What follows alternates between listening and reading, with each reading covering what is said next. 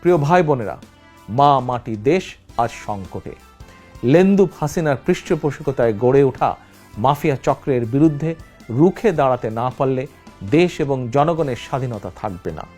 আমরা কি বুয়েটের আবরার কিংবা ফরিদপুরের মধুখালীর আশরাফুল আসাদুলের মতন অসহায় নির্মম মৃত্যু চাই?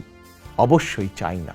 তাহলে আসুন আমরা মাতৃভূমির স্বাধীনতা রক্ষার আন্দোলনে 1971 সালের মুক্তিযোদ্ধাদের মতন চরম ত্যাগ স্বীকারের জন্য আবারও প্রস্তুত হই।